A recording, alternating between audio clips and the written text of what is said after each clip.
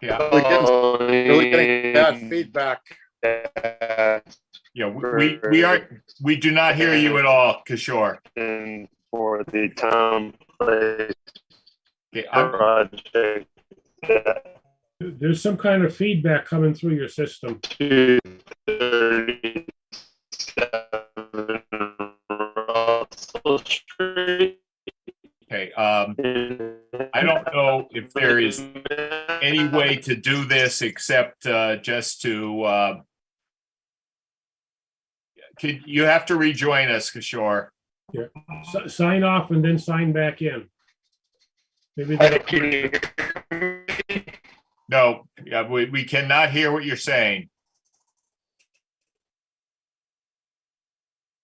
We'll get back to Kishore.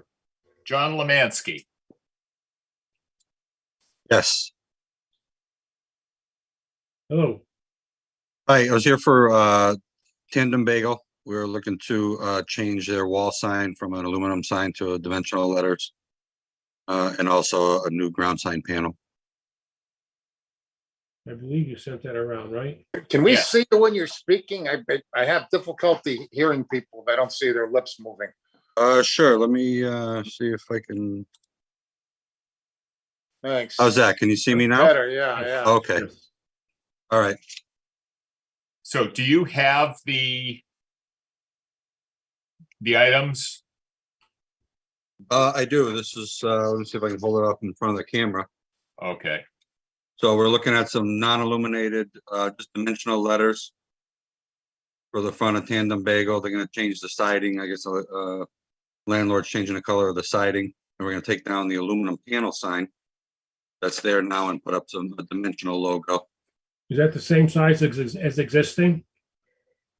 No, it's a little bit larger because Tandem actually increased the frontage of their building. They took another tenant spot. So previously, How big is the sign? this one is 59 square feet Too big. with a 90-foot long frontage. Doesn't matter with the frontage, it's a matter of square footage per building. And a multi, Info that we can do is we'll just reduce the sign total. But it'll be the same concept of the dimensional letters, individual letters on the building. Is there another tenant in that building? There's one other tenant around the corner, the laundromat. Right, Yep. so is there a sign out front? There's a Also, sign out front. I'll hold that up next. So you'll see, originally there was a spot for 3 tenants. yeah, Now Tandem wanted to increase the size, so the laundromat was lowered down and another panel was taking up the 2 slots. So well, correct me if I'm wrong, Jim, but can't that sign be 64 square feet total? the one in the one out front can be 64 square. Yeah, feet total. yeah, The yeah, one in the building is 40 square. feet. 40, right. Yeah. all right. Yeah. So the road sign is actually the proposed sign, the size at 39 by 80 comes out to 22 square feet per side. Okay. Is that the only road sign for that whole complex? That is the also 91 has their own sign.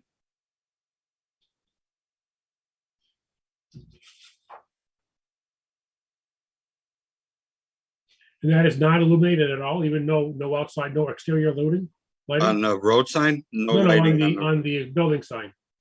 The building sign has some existing uplighting. Upside, okay, that's what I thought, okay.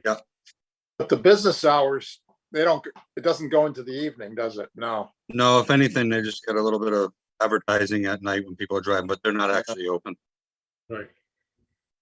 I think they close at like 2 or 3 o'clock in the afternoon, something like that. I think so, yeah. You know, they're open, I think, at 7. Yeah, they're more of a breakfast lunch. Yeah. Yeah, I was just there the other day. Sign says 7. I think it's 7 to 2 to 7 to 3. Anyways, okay. Okay, I'll make a motion to approve the revised signage at 40 square feet. Okay. Both absent. And we're always available for taste testing, just in case you need some. Yeah, that's good because Mr. Zawacki always shows up at our shop with bagels. So he's good about that. All right, Mr. thank you Kumar, very you're much. back. Yeah, can you hear me now? Yes, that's good. Okay, better. Thank All you. right. Sorry I'm all about set, that. gentlemen. Yes, well said. Thank Oh, you. All right, just, Thank you. one thing, can I just get the street address again? 195, you said? No, this tandem is at 191, Russell. Okay.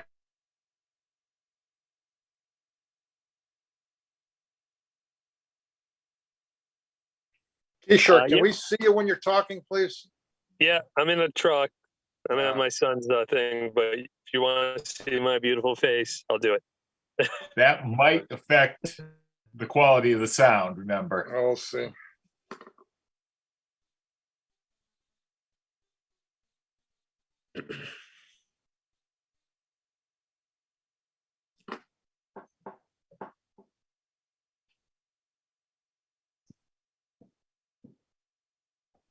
Maybe not.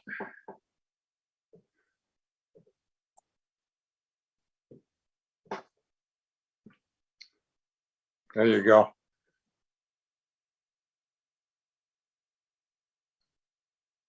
There Or we maybe go. it was a mistake.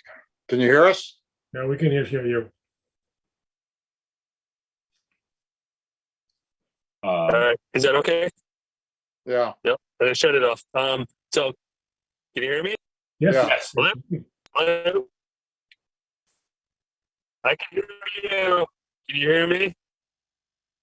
Yes, Barely. Hello? Hello? Yes, we can hear Okay. you. 239.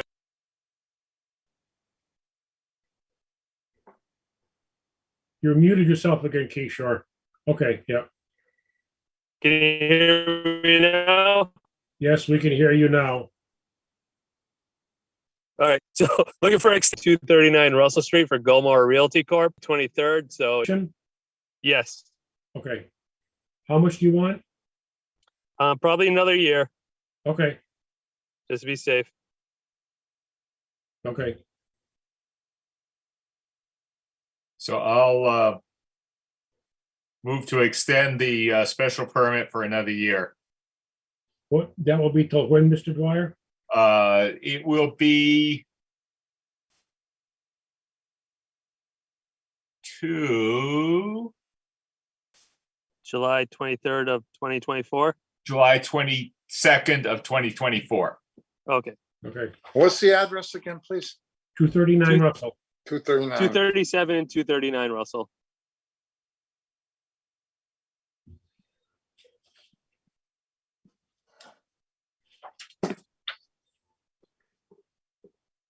We're hoping to start soon. So, but just in Okay. case something happens. Okay. Mr. Dwyer made a motion to extend the approval to 7/22/24. Do we have a second? Second. Yeah. Motion second. Any other discussion? Hearing none. All in favor? Aye. Aye. Aye. Any opposed? Motion passes 401. Do you want me to put a note out to that, or do you want to do it, Mr. Dwyer? I'll file something with the clerk. Okay. All right. All right. Thank you again, guys. Thank you. Thank you. Take care. Who else? What's next? Who's next? Let's see, Kishore, Britt McGrath. Hello, everyone. Hello. Hi. So I'm looking to extend my company, My Health Matters, from a virtual company into an in-person company in at 1 Mill Valley Road in Hadley.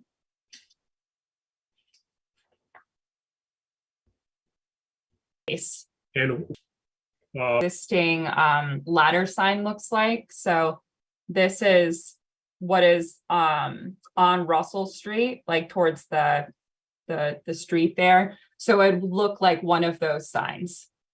okay, once you can move in, you don't need planning board approval. Okay. You're permitted use in a permitted zone. Once you get your sign design, Hmm. you'd like to see what your sign really looks like. Okay.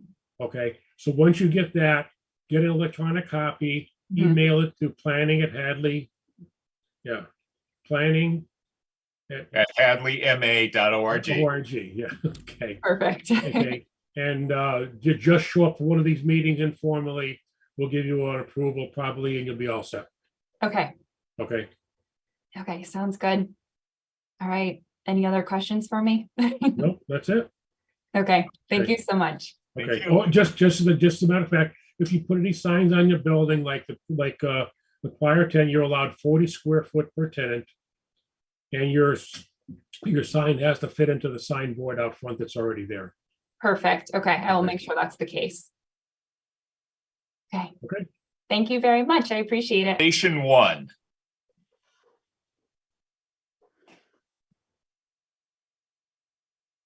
And not responding. If you're identified as Station 1 and you want to talk to us, please speak up. So the next one I have is Kimberly's iPhone.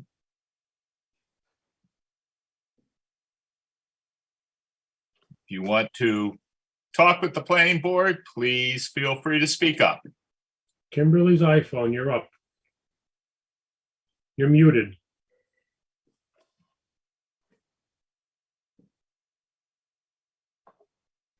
Okay, I guess they're here for, information, that's fine. Yep. Then Steve Viano. okay. How's it going? You guys can hear me? Yes, we can hear you. All right, awesome. Well, did you guys get the drawing that I sent over to Bill's email last week? Yes, I forwarded Yes. that around.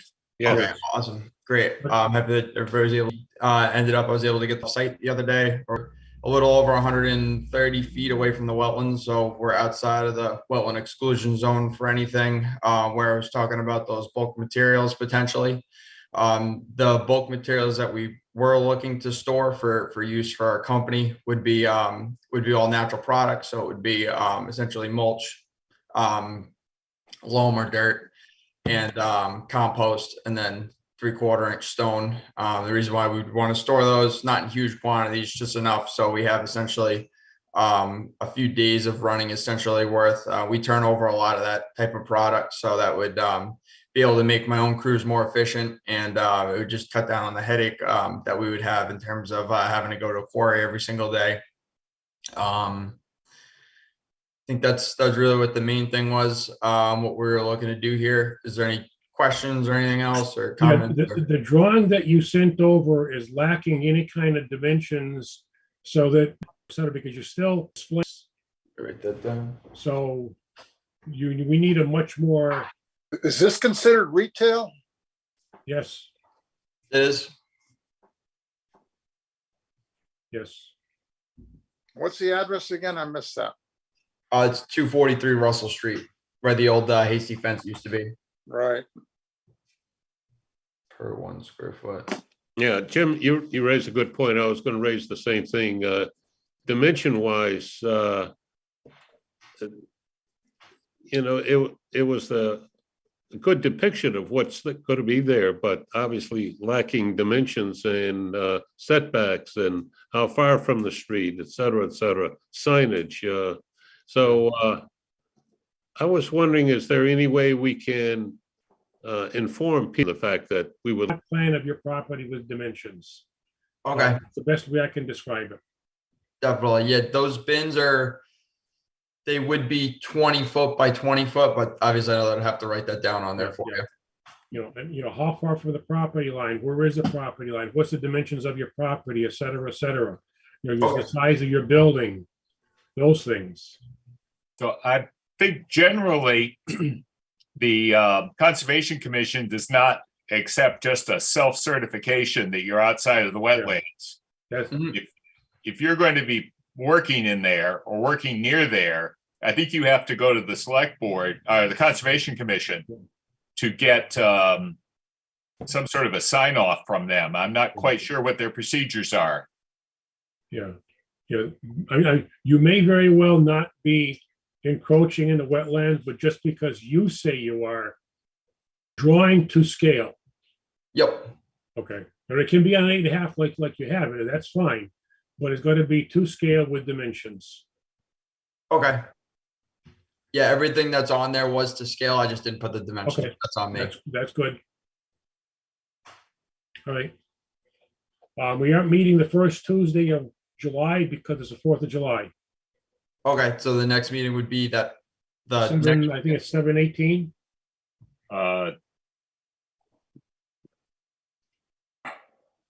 Yes, 7/8, July 18th. 7/18 is our next meeting. July 18th. Okay, I'm gonna work on that tonight at least, and Okay. I'll talk to the Wetlands Commission to it tomorrow morning then when they open. Conservation. Conservation, yep. Yeah. July 18th. One, and hang in there and we'll move on. Station 1, are you here for anything particular? No comment. Kimberly's iPhone, are you here for anything in particular? Nope, Station 1 signed off. Kimberly's iPhone signed off. Hey, Okay, well, so we have three things on the,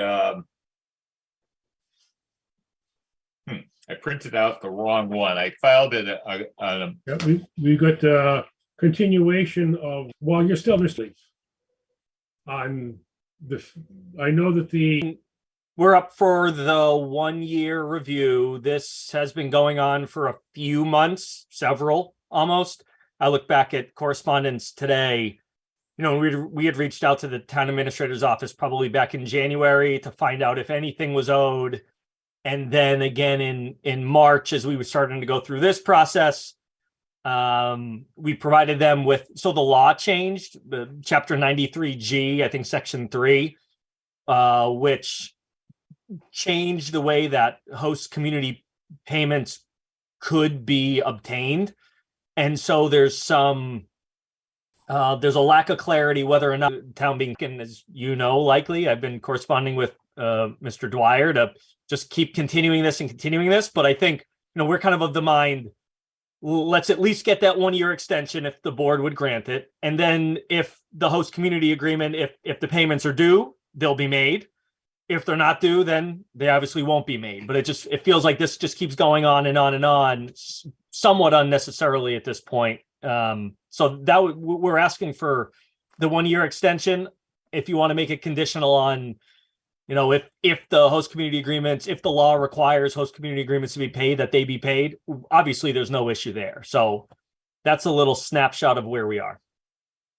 get a reply relates solely to compliance. Select board agreement issue can be addressed separately unless someone has filed a complaint to the planning board. Well, that's fine. Then I replied, the issue is that Hadley has adopted chapter 40, section 57, saying that no permit should be issued if there are unpaid charges. And it's pretty broad. Any city or town which accepts the provisions of this section may deny any application for or revoke or suspend the building or other municipal charge. no, state No. law overrules. Well, then. So we have adopted a state statute that allows the town to withhold permits from people who are not in current payment status. Whether that, I did not get a further reply from town council when I sent that response. Well, So why aren't they current on their payment? Of X amount of dollars. And so the legislature outlawed some of those provisions and also required a real nexus. It required that the town show cost related to these operations. And so we had reached out to the town administrator and said, this was back in January, do you have any costs, right? What are the costs? And the response was, there are none. And so we responded to the Cannabis Control Commission, we haven't paid because Mr. Dwyer's point, I would say maybe 2 points in response. One, you know, I don't know if host community agreement payments would fall into that. They may. I don't know if they do. And if they do, it seems like that you have the authority to rescind. It's not only like, you know, grant a renewal, but if you were to grant a renewal today, and then it was determined we needed to pay, and then we didn't pay, you could immediately rescind our permit, which, Yeah, and I don't think the planning board would be in any legal jeopardy if we gave you a 1-year extension. Your, Made a motion, correct? and maybe just if required under the law, just because I could imagine somebody saying pay, and we say, oh my gosh, Oh, you're too fussy, Tom. that's why he gets the big bucks. that's right. I wish, Joe. You said there's no cost, Tom. There's an opportunity cost of spending time on this. That's true. So we have a motion? So let me I just, made the motion. No, that's a motion to give a 1-year extension and to require payment under the. do we get that off the docket for at least a Few months. meeting or two? Yeah, right. So, Tom, if you want to hang in for a while, we are getting we're going to have someone from the state office of, let me make sure I'm giving this right. A principal planner from the Executive Office of Housing and Livable Communities Smart Growth Programs to talk about Chapter 40R.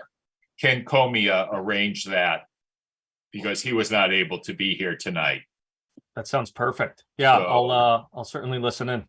Yeah, he should be joining. We will hatching the shed closer to the property line than the house would be, and therefore more non-conforming. He had I'm gonna say a drawing done, I believe, I think Randy might have done it.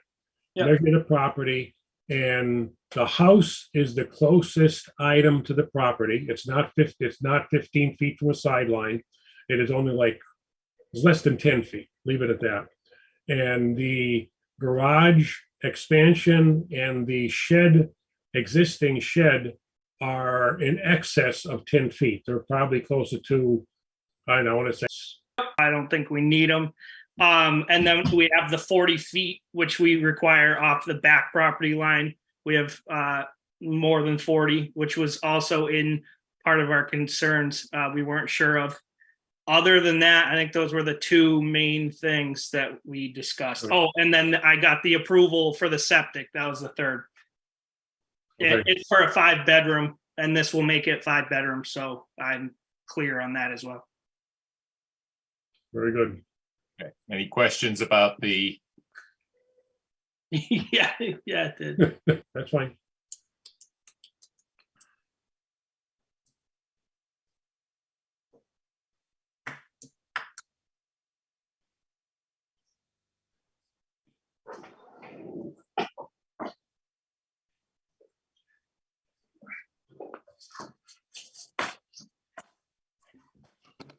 okay.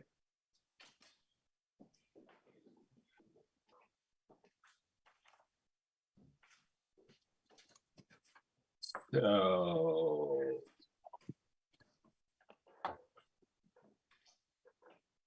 Compose the design and.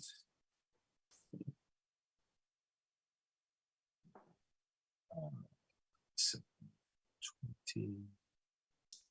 So I'll make a motion to grant the application for a accessory apartment special permit. Based on the following findings, the project is in harmony with the general purpose and intent of the bylaw. Project is not detrimental to the established or future character of the neighborhood. Work will be conducted in accordance with the plan. Approval of 100 square feet allowed by the bylaw. Accessory apartment may not be occupied square feet allowed by the bylaw. Accessory apartment may not be occupied by more than 2 adults plus related children. An accessory apartment may not be sublet. The owner must occupy one of the units. We have a notarized letter to that effect. New owner must within 30 days of purchase in order to exercise the permit, submit the same notarized letter. This approval does not excuse the project from compliance with any other provisions of the Hadley zoning bylaw. EP directed by other boards must be approved by the planning board. That's my motion. Bill, we have to have something filed with the Registry of Deeds? Yes, this decision gets filed with the Registry of Deeds. Okay. And the instructions for that are part of the,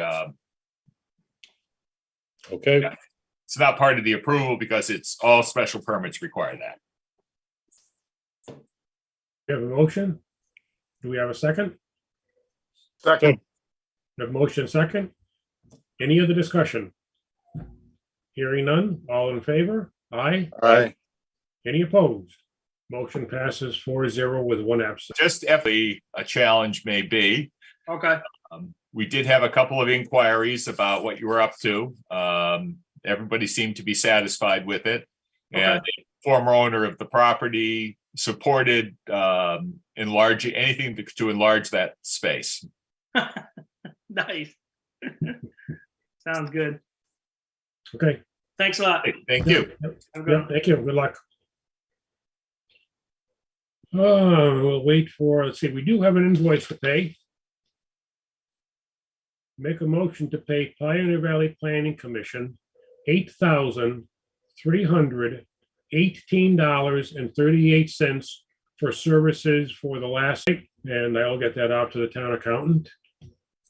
He also, did you put the, yeah, I think you sent it around, Bill, the latest agreement with him? Yes, I think he sent that to everybody. Okay, you sent that to everybody. And do we want to talk about that tonight or not? Sure, we can just let me just double check that.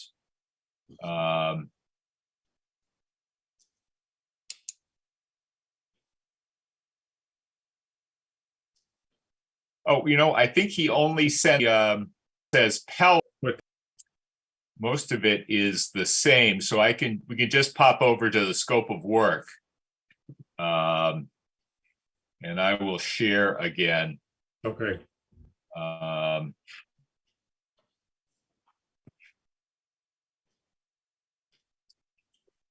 so the scope of work, I just was a little bit brief, leaves a big open space that we can fill in the blank. So we're still working on the planning board rules, regulations, and policies, since that touches practically every zoning article or every looking at to be working on. The is what be having an ongoing discussion of housing related. Right. So And number 4, leave us open to add or subtract things. yeah.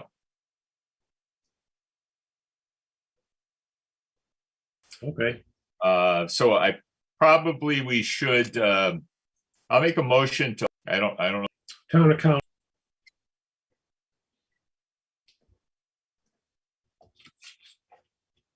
Okay, so that's my motion to authorize the chair to sign second, 2024 contract. FY 2024. okay. we've got a motion second. Any other discussion? If not, all in favor? Aye. Aye. Any opposed? Motion passes 4-0-1. I'll get this signed to get it over to the town accountant. That's 40R. Bill? Yes, Okay, so we can quiz you on questions and you can give us answers within reason. I can try. Okay, this is this is about chapter 40R, I believe, was what we're discussing. You're well versed in that? Pretty well, yeah. Well, we aren't, so that's good. One of the questions, at least that I have, probably from the board, is that pretty much when a 40R is approved by the town or voted on and approved, then it's really just a matter of, but it's permitted use. Is that correct? Yes, I mean, the residential densities have to be allowed by, certain minimum residential densities have to be allowed by right. Right. But you are permitted to have site plan approval. And most 40R districts to date have opted for site plan approval. Okay. And you can have design standards and that sort of thing. Now, on So, chapter, the chapter 40R section, to get it approved by town is only a 50 majority vote. And couple of things here, can it be like, it's almost like you can do spot zoning for 40R, is that basically correct? Doesn't have to be a big parcel, it can even be a smaller parcel, like a several acres out of a big piece of our property? Yeah, there is no minimum size per se, but there are context matters in terms of how we look at that, I guess. And I talked a little bit with Bill earlier, but we also look at sort of the surrounding zoning. And, if it's an area where there's already mixed use and residential, that would, depending upon the, if it otherwise falls into one of the eligible categories, that probably ordinarily wouldn't be a problem. Okay. Where it is sort of project specific, if you will, or limited to a certain parcel.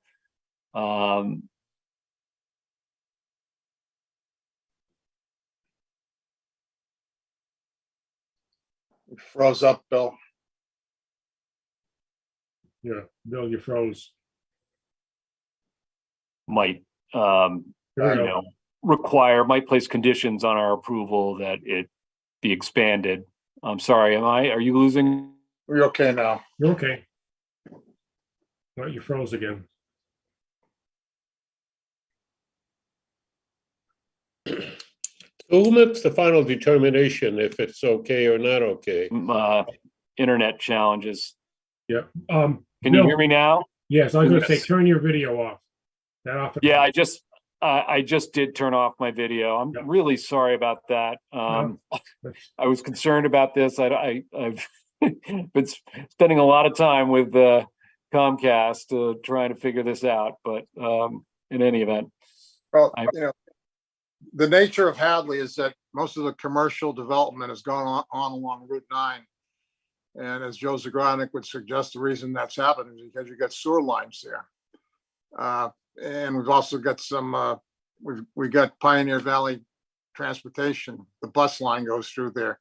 So we would we're thinking if this moved forward, we would be converting existing former hotels to 40R residences. And so that's why we're curious about spot zoning. Yeah.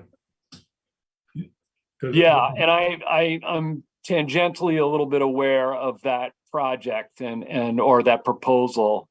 And that's another factor that I think would sort of potentially be an issue with the 40B history of it, because there's some language in 40R and the 40R regulations that essentially limit or really potentially eliminate the financial incentives if the district is confined to what was proposed as a 40B. But that can be avoided if the district is larger and the 40B the area that was the subject of the proposed 40B is not doesn't represent all or substantially all of the developable land. Well, there's really no developable land along Route 9. You got a little swamp here and there, but there's not much there. So are you saying because the 40B application was, the appeal to the ZBA Zoning Board of Appeals was rejected, that's a deterrent to moving forward with funding under 40R? It potentially places further constraints around it, but again, essentially there was language put into the 40R regulations to sort of prevent or limit, to definitely to discourage sort of these 40B turned 40R districts, and to, yeah, because really 40B developers were kind of taking advantage of 40R and we were not really getting anything.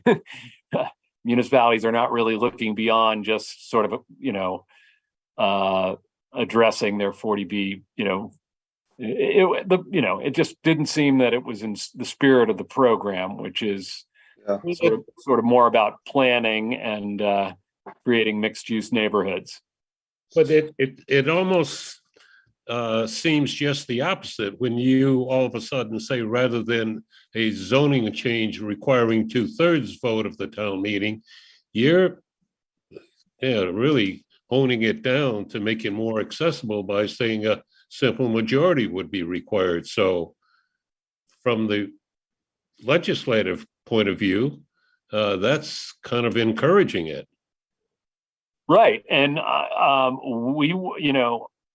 want to just make it clear that there is this area that, to the extent I'm familiar with it, is certainly could qualify as a 40R district, but not if it's limited just the site of the motel. Well, we've got one potential 40R that has not come before any of the town bodies yet as a proposed 40B. So what you're saying is don't even try a 40B there, go directly to 40R. No, he's saying the opposite, Mike. No, I don't think so. Sorry, are we talking about a different 40B now? There has not been a proposed 40B on this other tax parcel. And There was, but it would be a straight 40R. So you're saying that's the way to go, Bill? Rather than trying to. Okay, so we're not talking about the not talking completely different site. Okay, totally different site. Yeah. Yes, there are some constraints around one thing is you want to get your application in for the 40R prior to, and by application, I mean the eligibility application for the district prior to the any determination by the ZBA on the proposed comp permit. But the 40R has to go before and town meeting. potentially prior to the issuance of the project eligibility letter by the subsidizing agency. But I can send you that language to clarify, but it basically limits again, this was language put in to try to discourage, municipalities just taking advantage of a 40B, essentially getting paid to do a 40B that they were otherwise going to be subject to, if you will. But in our case, the 40B that was turned down was a friendly 40B. Yep. It was not an unfriendly 40B. So the town has the option basically of saying yes or no to it under the Zoning Board of Appeals from the way we understand it. And they have said no. Yep. So yeah, I'm not sure that the language really that matters in terms of the language and the regulations, but right. It may or may not have been the contemplated in the intent, the target of the language, if you will. But I'm not sure that it makes a difference either way. I can certainly talk to our legal department. That said, that we're, again, we're still going to be looking at the surrounding zoning, or we would in the Econo Lodge, sort of in that context. And, is this going to be housing that is isolated from other multifamily housing? What do you mean by isolated? 20 miles or 2 miles? It will be probably a good half-mile plus for residential housing. However, it's also going to be surrounded by grocery stores and retail stores and on a public transportation avenue, so that access to all of those things is very convenient. They're all almost, they are all within walking distance of the motel. Yeah, I still think that would potentially be an issue. I will say though, you know, I'm not, you know, I think there's potentially some misconceptions about 40R in terms of, you know, I know Bill mentioned that, you know, this is a commercial district that's very important to the town financially. And Bill, please interrupt me if I'm putting any words in your mouth. But you know, the 40R district can contain sub-districts with different, you know, different densities of residential, and there are different requirements for land that under the regulations qualifies as developable land or underutilized land versus substantially developed land. And you can zone for mixed use, and you can place requirements on that mixed use. For instance, you could require that, you know, maybe not on the Econo Lodge site, but on other parcels surrounding it, that there be commercial on the ground floor, and that all residential would have to be on the second floor. So things like that could basically be compatible with or not interfere with the commercial revenue that I get is important to the town. Okay. But you know, but I still think that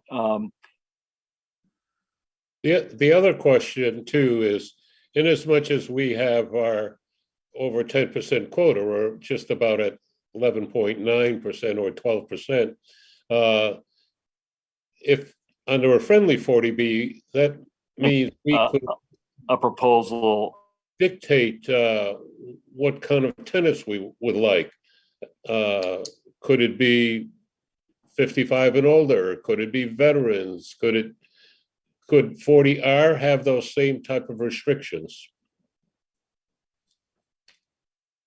I'm going to minimize my screen to see if that helps. Can you hear me?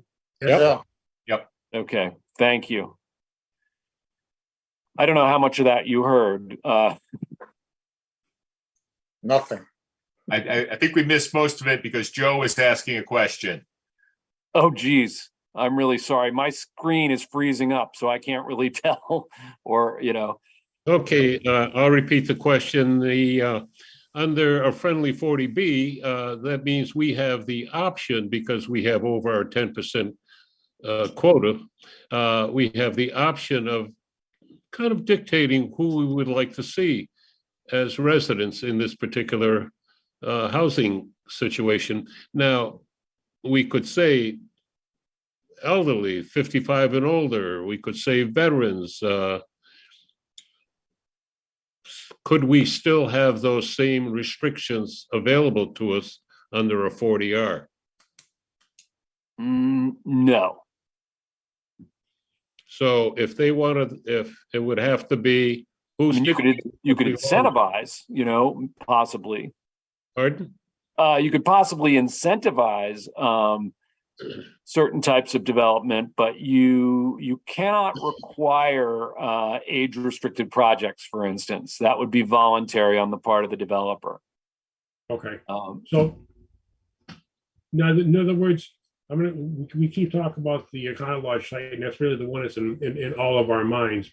So that if we were to go on with a 40R, because the already proposed and were turned down for a 40B, we could still use the 40R language, but we might lose the incentive payments.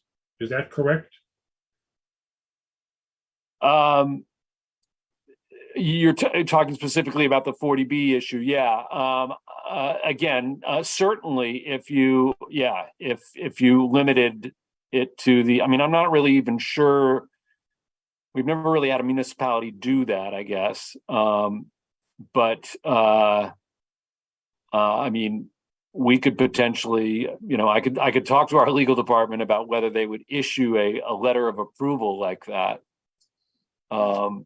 Yeah, If we do propose something like this to the town meeting, that is guaranteed some of the questions. Who's going to allow there? Is there going to be a SRO, single room occupancy for rehabbing people with some drug problems, or whatever. But those questions will inevitably come up at a town meeting. We have to be prepared to answer something like that.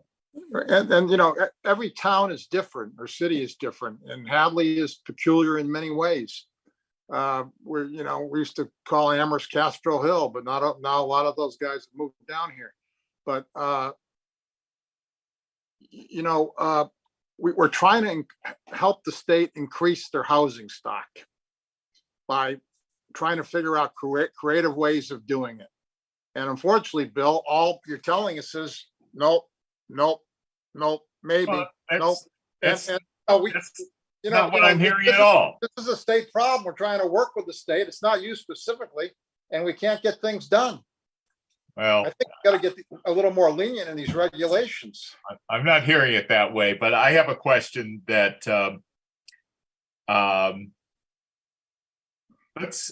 I just trying to figure out how contiguous the zone has to be.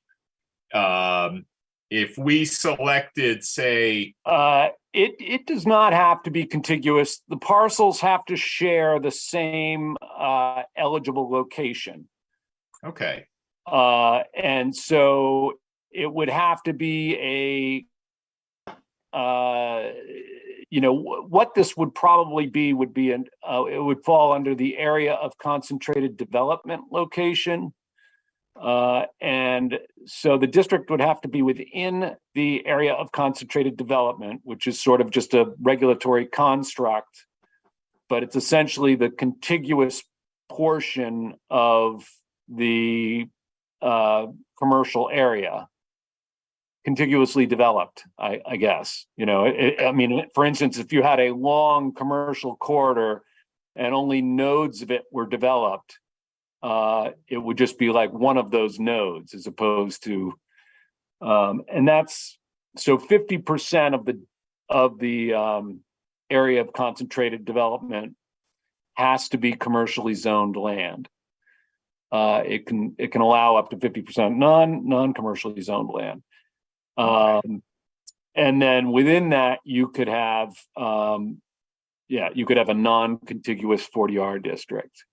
okay, so we can pick like 10 tax parcels, and some might be contiguous, some might be separated by development that is set for now.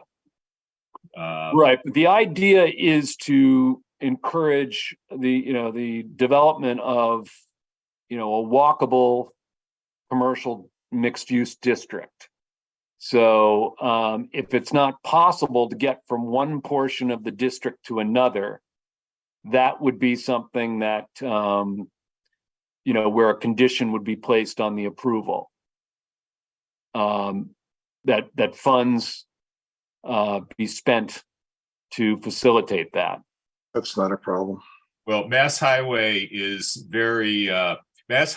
installing bike lanes and multi-use walkways on both sides of Route 9 for the length of Route 9. So we're going to be very walkable for anyone who wants to walk it. Yeah, right. Especially in the middle of winter. Bill, once we ask 40R, allow them to come into the room, allow it come into the room by the 50% vote. Can we ask it to leave if we don't like them? The zone, you can appeal the zone. You would have to repeal it. You would have Feel to. it? Okay. Yeah, you would have to give back any money, essentially any zoning incentive payment. Okay. There's two types of payments. There's the payment for adopting the zoning, and then there's the payment for basically that's tied to production. Any payment that was given for the zoning would have to be returned. And are those payments based upon individual units that are going to be developed, or is it a one-time fee? It's a payment that is tied to the delta between any units that are currently allowed by right and what would be allowed by right under the 40R zoning. When you say delta, you mean change. Yeah, the difference essentially. Yeah, the difference in those numbers. And in some cases, it's a lump sum payment, given all at once. In other circumstances, depending upon infrastructure and other issues, the municipality may be eligible for only a portion of the units initially, a portion of the payment initially, and then, the balance of the payment or subsequent payments based on other sort of benchmarks, if you will. Again, that's usually tied to like infrastructure improvements or. So is the first step in this process that we develop a bylaw to be taken before town meeting and then moving forward from there? So the first step, we have an application. There's two letters you would need from DHCD. The first one would be called the letter of eligibility. Mm-hmm. And there's an application for that, an application form that has a number of attachments, including a draft of the 40R zoning. We have, and prior to submitting that application, the town would hold a public hearing, or the chief elected officer or authorized designee would hold a public hearing on the application. That's separate from the zoning adoption hearing. This is all prior to zoning adoption. And an application would be submitted. DHCD has up to 90 days to issue a determination of eligibility. Once we issue the determination, the municipality would proceed with adoption of the zoning or taking it to a vote. And then, in the case of town, obviously, once you adopt, you have to submit it to the AG. And once the AG approves, it comes back to us and we just confirm that what was adopted was consistent with what we approved as eligible, or we reconcile any changes and we issue a second letter, which is called the letter of approval, or in some cases where we're going to withhold some or all of the zoning incentive payment based on, conditions, the letter of approval, or again, letter of conditional approval, as the case may be. So there's some expense involved in getting to town meeting. Depends on the town, on the municipality. Yeah, I mean, it sounds like in this case, I mean, it depends on the type of district too, the complexity of it. But generally speaking, yeah, it's not uncommon for municipalities to get a grant or hire a planning consultant to sort of shepherd it through town meeting, to put together the 40R application, eligibility application, and help get it through town meeting. Okay. So we aren't looking at doing this for fall town meeting in No. October. Good. That's okay. We can talk about it. Mr. Reedy, do you have any questions? Mr. Reedy is a local attorney who is interested in these matters. Thanks, Bill. No, I think Bill did a great job. I was thinking along the lines of, I think, questions you had asked, Mike had asked, just about contiguity requirements, proximity requirements. One of the things I guess I will ask is, understanding the discussion about the 40B, 40R relationship. Is there any salvation in having a different property that had no 40B project on it be included in a 40R in conjunction with the Econo Lodge, which had that 40B prior to the 40R, right? Is there some redeeming quality in having both of those? Because as I heard it, I didn't know if it was just, Yes. if you Yes. just have that one. Yeah. And I will follow up. I'll send Bill the excerpts from the regulations that involve 40B, and that he could circulate to everyone to kind of, but yeah, that's exactly it. The regulation is intended to encourage municipalities to include adjacent land or nearby land in the same eligible location in the district, so that the developable land that is comprised in the district, and by developable land, there's a definition of that in the regulations, and it doesn't necessarily mean at all. It doesn't mean unbuilt land, or it can include underutilized land, or it's really developable land. Really pertains to land that the the executive office is going to recognize for zoning incentive payment purposes, prior to the evidence of what are called bonus units. Sorry for all the lingo and terminology, but just regulatory speak. But yeah, that's exactly the intent of the regulation, is to essentially get some collaterals on, if communities are going to use 40R to deal with a 40B, that we get some collateral rezoning out of it. And then as far as if I could build the payments, it's how many, the delta between how many as of right year-round housing units versus how many 40R as of right year-round housing units. Is that how that would? Correct. Okay. So transitory housing, like a hotel, for example, wouldn't count because those aren't year-round housing units. Right. Okay. No, they would not. Yeah.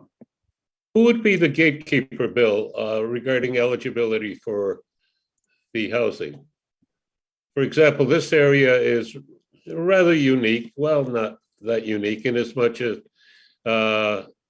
we have 30,000 students at the University of Massachusetts, and then we have Hampshire College, Amherst College.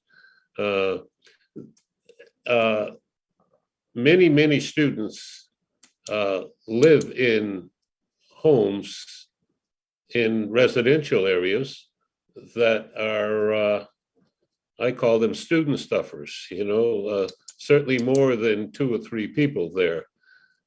Would students be eligible for this type of housing? Are you talking about the affordable units within a given project, or the market rate units? Or, I think they could be potentially eligible for either. I think it's more likely that, yeah. Yeah, the market rate that Sunderland just had a 40B imposed upon them, and I think 15% are affordable, but the rest of the 400 units are basically students. But who would be the gatekeeper if we, as a community, decided it would be for senior citizens, it would be for veterans? Again, Can't do that. the regulations don't allow the municipality to require age restrictions or any occupancy restrictions other than the affordability restriction. Okay. That would, conflict with fair housing laws. I guess that's all. That's as simple as I can state it. Well, we have 55 and older housing available as a overlay district for housing in our town, and most communities do.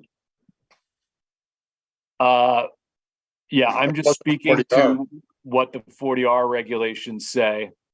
Again, they don't prevent a developer from proposing and the municipality approving an age-restricted project. They just don't allow the municipality to require it within the 40R district.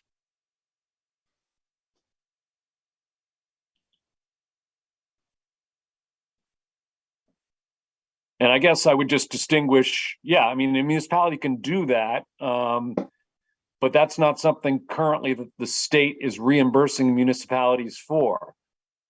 This program is where we're taking, limited amounts of discretionary dollars to incentivize certain types of zoning and yeah, for whatever reason that was. How many municipalities, towns have put in 40 Rs to your knowledge, Bill? I believe it's 48 municipalities, and we've got close to 60 districts. So a number of municipalities have more than one district. Uh-huh. And those are primarily concentrated in eastern Massachusetts, but we've got a bunch in Pioneer Valley.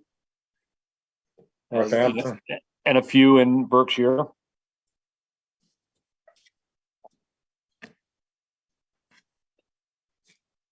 Well, I like this better than battery storage.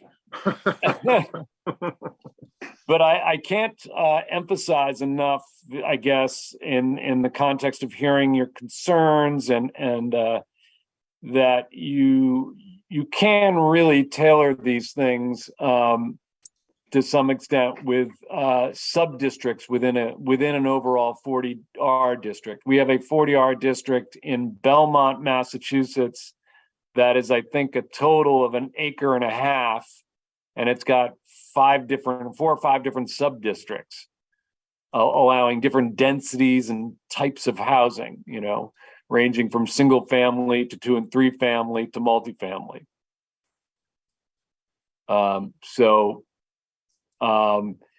If Hadley's concerned about creating a big,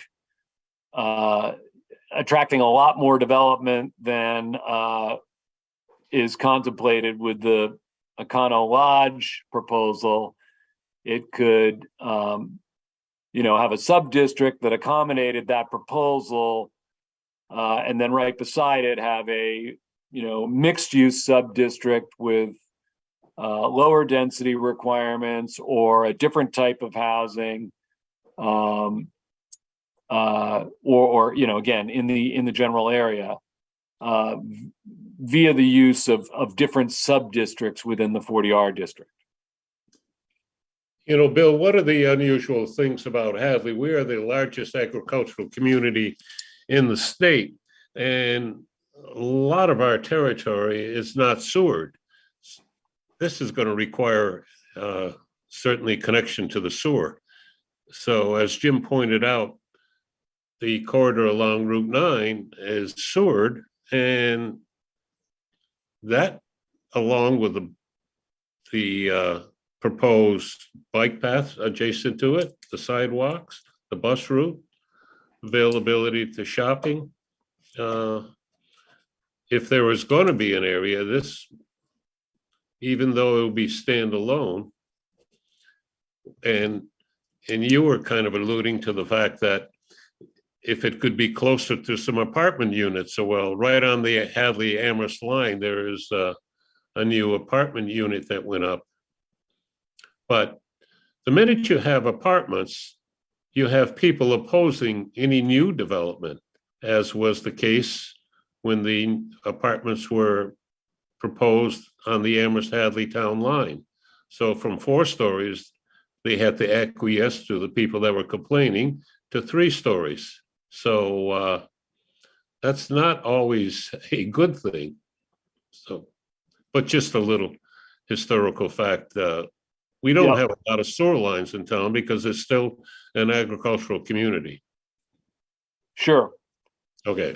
Yeah, I mean, and I don't mean to suggest that, we're looking for, that we would expect or require a, much larger district than is contemplated by the in the Econo Lodge proposal, but I think we'd need to see something that went beyond it.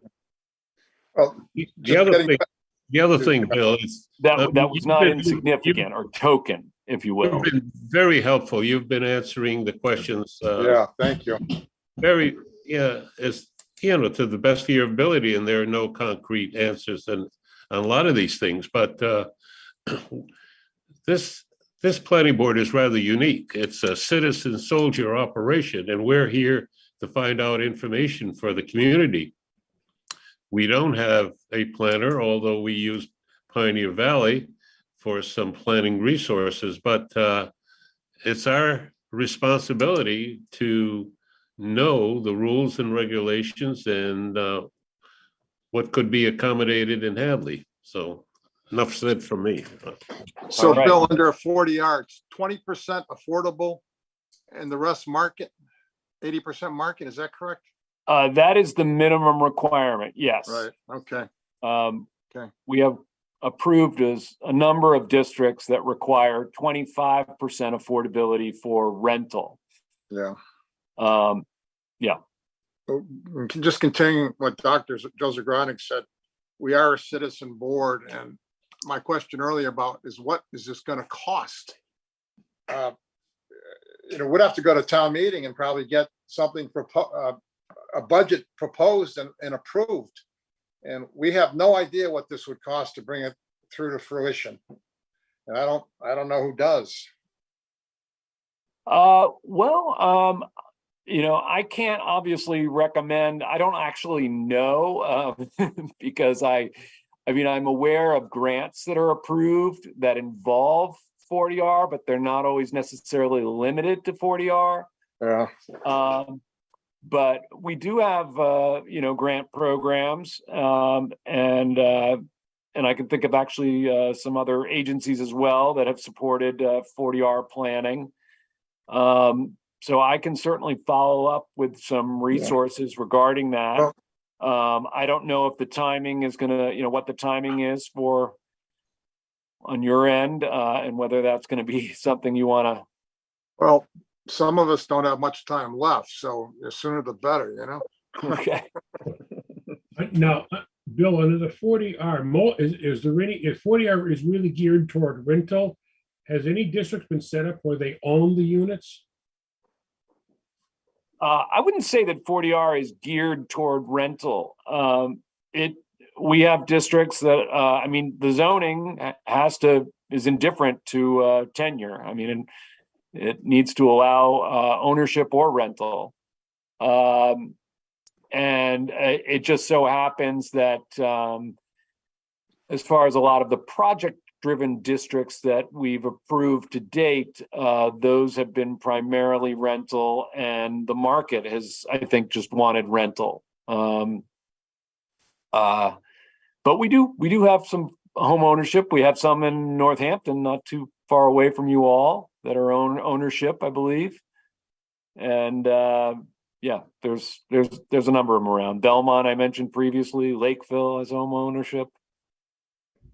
Okay. Well, I think it's the sense of this board, at least if I'm listening correctly, that it's something we would like to pursue.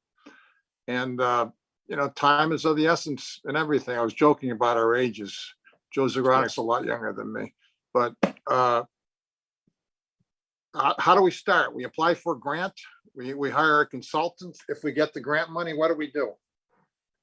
Well, first thing, I'll certainly, share your concerns with, the folks I deal with here on the management level, and get back to you with the specific language regarding 40B. And I can also share the resources about different planning grant programs, and potentially offer some, refer you to some, I can't obviously recommend any particular consulting firms, but I can kind of answer yes or no questions related to that. Give us three. Yeah. There's three. Or I can give you a list of the, something that's sort of arbitrary, like the last 10 planning consultants that did 40R projects or something like that. So I have one more question that I think, I don't know how this plays. Currently, going on a 40B, you have 25% affordable, 100% of the units get counted towards the affordable housing inventory. In a 40R, if you have 25% affordable, do the same 100% get counted towards the affordable housing index? Big Or are question. the other 75% not added to the index, to the inventory? Yes, the same rule applies. I mean, it's not a 40R rule, it's an SHI rule. So as long as 25% of the rental units are deed restricted at or below 80% of AMI, they would all of the units would count in a rental development or, you know, rental portion of a development. Thank you. Yeah. Any other questions? So we never did get an answer as to who the gatekeeper is. Well, I guess I was implying that, you know, if the gatekeeper is the fair housing laws, I mean, you can't, you can't really pick and choose, so the zoning would designate a what's called a plan approval authority under the regulations, which could be the planning board, or it could be a different, you know, a hybrid board, or you know, it's defined in the 40R zoning, and it's intended to be as of right zoning, again, with site plan review, so you can, you know, develop design standards and do reasonable site plan review. But no, you can't you can't be a gatekeeper in terms of limiting it to, again, to, you know, age restricted housing or veterans housing, or you know, to my knowledge, I mean, you know, No. just being aware of fair housing laws. Well, we have the potential to extend the senior housing overlay district. So there are other tools we can use if we want to Sure. focus on senior housing, for instance. So just say that you know, 10 tax parcels behind Hampshire Mall are the senior housing overlay too. That's completely separate from 40R. Yeah. And you can certainly, you know, work with property owners to try to attract, you know, developers who want to do that kind of housing. It's just the zoning wouldn't allow the plan approval authority to require it of a developer as a you know, condition to develop under the zoning. Yeah, I read something recently that, you know, the exodus of people from the state, the primary exodus is taking place of people in their mid-20s to mid to late 30s. And we want to do something to try to encourage those folks to stay here. They're entering their prime earning years, you know? Yep. Understood. Well, thank you very much. Yes. Yep. Very, Yeah, very thanks, Bill. informative, Great very presentation. helpful. Thank you, and I'm happy to, you know, follow up with a, you know, more sort of formal presentation, share some slides, that sort of thing. But I will follow up on the items we discussed, and appreciate your patience with my internet connection issues. As long as we can understand you, we're good. Yep. All right. Thank you very much. Thank you. Bye. Right, good night. Bye. I have nothing else. I have nothing else. I got Anybody have anything? one point. The coffee shop off the bridge and where the old Getty station was, nothing has happened there. Have you heard anything, Tom, about that? I mean, you know, we spent so much time on that, and now nothing is being done, and something may never be done. And it kind of irks me a bit. Yeah, no, nothing. In fact, Dee Dee's got to call them about the graffiti again, because there's graffiti on the building again. So Yeah, she knows the wife or the girlfriend of the owner, and they usually take care of it within a couple days. So, but okay. He's got a lot of projects going on. In fact, he's the one that built those condominiums, those gray condominiums on Bridge Street, Yeah, right on that corner. Yeah. So I don't know why he bothered buying that one, because he really doesn't know what he wants to do with it. And they went in front of the ZBA too. to get that second floor. Right. So I don't know. And that variances and special permits expire. So it could have been a big waste of money.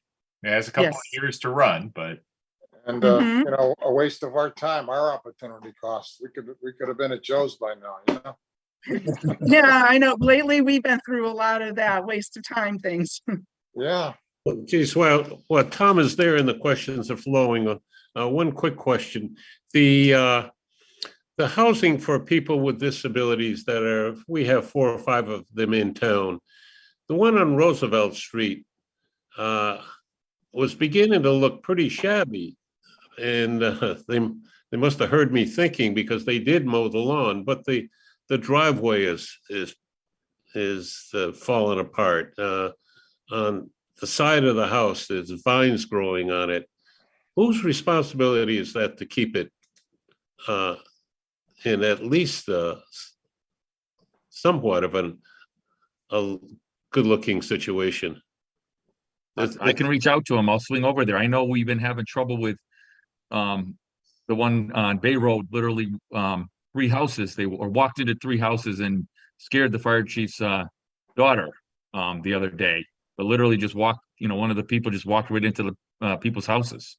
Yeah, well, So- they did mow the lawn a couple of days ago, so, but just a general question. Well, thank you. Yeah, no, that one doesn't have us do an inspection. The other 2 of them are owned by a different group that actually call for the annual inspection every year. Oh, okay, good. That's good to know. Thank you. Okay. Anybody else have anything? Coffee. Hearing none? Motion to adjourn? so moved. Second. There a second?